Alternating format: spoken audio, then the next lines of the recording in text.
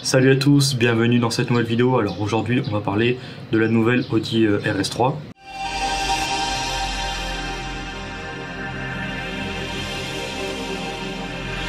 Alors cette Audi RS3 c'est évidemment l'une des compacts sportives les plus prisées, les plus connues.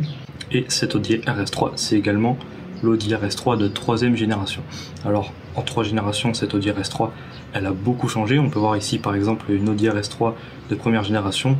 Bon ce qui frappe c'est qu'elle ressemble beaucoup à la 3 dont elle dérive. Un œil non avisé ne verrait pas forcément la différence entre les deux. Pourquoi ?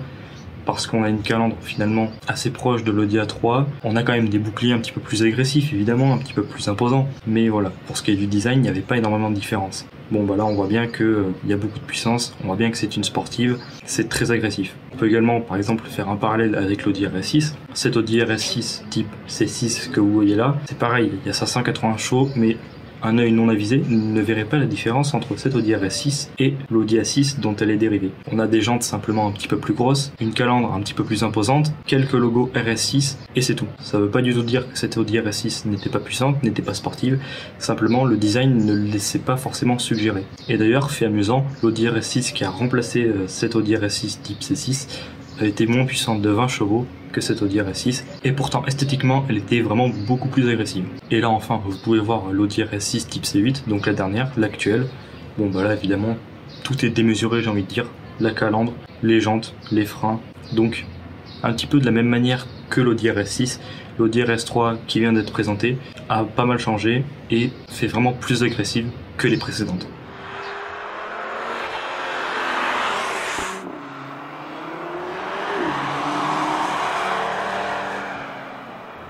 Alors pour ce qui est du design, évidemment, comme je le disais, cette Audi RS3, elle est vraiment très agressive. Déjà pour commencer, on a de nombreuses touches de noir, pour ce qui est par exemple de la calandre, du logo Audi, des petits badges RS3, des jantes et des rétroviseurs. Et bien rien que ça déjà, ça suffit à rendre cette RS3 bien plus agressive que les versions précédentes. Ces touches de noir, c'est des choses qu'on avait moins ou pas sur les versions précédentes. Bon là déjà, rien que ça rend cette RS3 très agressive. Alors évidemment, il n'y a pas que les éléments de carrosserie peints en noir qui rendent cette Audi RS3 agressive. On a également l'imposante calandre en nid d'abeille qui joue pour beaucoup. On a de part et d'autre de cette calandre 2 imposantes prises d'air, également peintes en noir. Juste au-dessus de ces prises d'air, on a les feux. Alors les feux chez Audi c'est un petit peu particulier, ils aiment bien mettre des cinématiques un petit peu particulières. Et franchement je trouve ça très réussi, à chaque fois c'est super joli. Que ce soit par exemple pour les clignotants ou que ce soit quand on met le contact de la voiture, la cinématique est vraiment jolie. Donc là évidemment cette Audi RS3 elle n'échappe pas à la règle, hein. On a une signature lumineuse particulièrement travaillée et donc particulièrement jolie, puisque cette signature lumineuse reprend en partie la forme des drapeaux damiers qu'on a par exemple sur le bord des circuits. Sur cette Audi RS3 les lignes sont évidemment très marquées, on peut le voir par exemple sur le capot, mais aussi sur le côté, sur la ceinture de caisse. Audi a particulièrement travaillé sur l'aspect agressif de la voiture en peignant beaucoup d'éléments de carrosserie en noir, mais également en dessinant des lignes particulièrement marquées. Pour ce qui est de l'arrière, ça reprend évidemment pas mal d'éléments esthétiques qu'on a pu voir à l'avant, notamment le logo Audi peint en noir, les badges RS3 noirs. La signature lumineuse des feux est également très travaillée et donc très jolie. On a 2 sorties d'échappement ovales très grosses, très imposantes. Ça voilà, c'est un petit peu signature Audi, c'est la même chose par exemple sur la Audi RS6. Sinon le bouclier noir est donc évidemment très imposant aussi.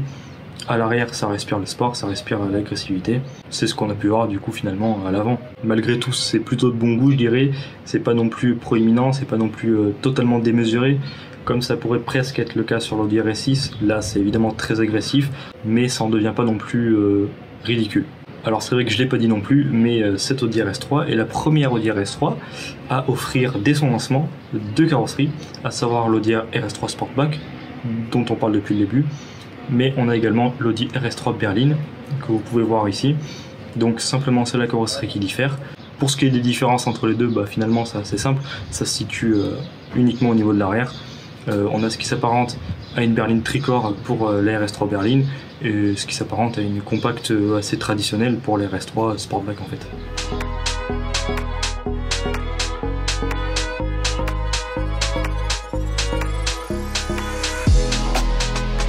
Alors pour ce qui est de l'intérieur, évidemment ça fait quand même pas mal penser à l'univers un petit peu de la course, à l'image par exemple de ces imposants sièges baquets avec des surpiqûres rouges. Donc l'intérieur de cette RS3 évidemment, bon, bah, il est un petit peu en raccord avec l'extérieur, hein, c'est assez sportif, notamment grâce au siège baquet comme je venais de le dire, mais également avec le volant en Alcantara, avec un épelant en bas, le logo Audi au centre. Les compteurs de cette Audi RS3 sont également spécifiques, on a deux nouveaux écrans par rapport à une A3 normale. On a un RS Monitor qui permet de, par exemple, vous restituer la température de l'huile, la température du liquide de refroidissement, etc., la pression des pneus.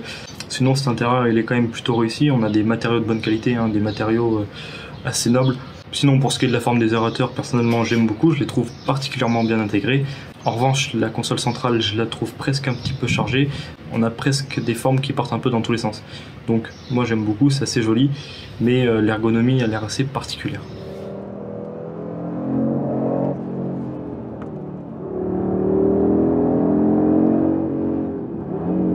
Alors on va à présent passer aux caractéristiques techniques et aux performances de cette Audi RS3. Alors déjà, très bonne nouvelle, on est toujours sur le 5 cylindres 2,5 litres TFSI qu'avait la précédente génération et également la première génération faite d'Audi RS3. Ce moteur, c'est celui qui est présent depuis le début sur cette Audi RS3.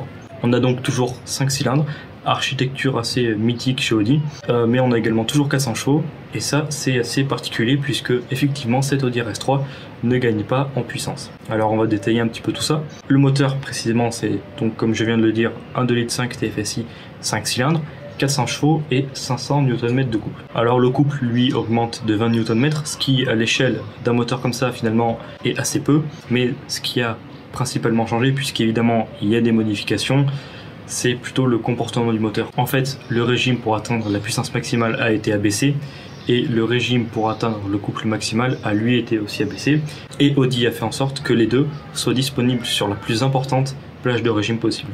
Ce qui fait que bien que les chiffres de puissance et de couple soient quasiment identiques à ceux de la version précédente, je pense que cette Audi RS3, à son volant, on doit avoir l'impression qu'elle marche plus fort que l'ancienne. Et la preuve, c'est que les performances sont en hausse. On a un 0 à 100 effectué en 3 secondes 8, ce qui est vraiment pas mal pour une voiture de 400 chevaux.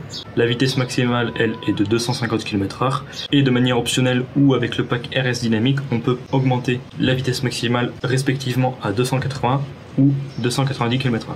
Évidemment, on a 4 motrices sur cette Audi RS3 et une boîte automatique à 7 rapports. Finalement, la plus grosse différence au niveau mécanique, c'est celle qui se situe sur le différentiel arrière. Il est nouveau et il intègre désormais un embrayage multidisque à commande électronique. Ça permet d'augmenter considérablement le couple sur les roues arrière et notamment la roue arrière extérieure au virage, ce qui permet donc de réduire le sous-virage et donc d'augmenter le sur-virage. Ce qui permet donc à cette RS3 de disposer d'un mode drift, alors qui s'appelle pas vraiment comme ça, mais qui s'apparente quand même à un mode drift, puisqu'il permet d'envoyer un maximum de couple sur les roues arrière, et notamment, comme je le disais, la roue arrière extérieure au virage. Et ce mode permet même d'envoyer 100% de la puissance sur une seule roue, avec jusqu'à 1750 Nm par roue. Ensuite, différence notable avec la précédente génération, on a des nouveaux freins à 6 pistons, avec même en option des freins carbone céramique, qu'on peut voir d'ailleurs sur cette photo. Et pour ce qui est du poids, il est de 1570 kg pour la version Sportback et 1575 kg pour la version berline. C'est évidemment plutôt lourd, mais c'est un poids assez raisonnable quand même pour une voiture de cette puissance-là, de cette catégorie-là. Donc de ce côté-là, Audi a réussi, je pense, à contenir le poids de sa voiture.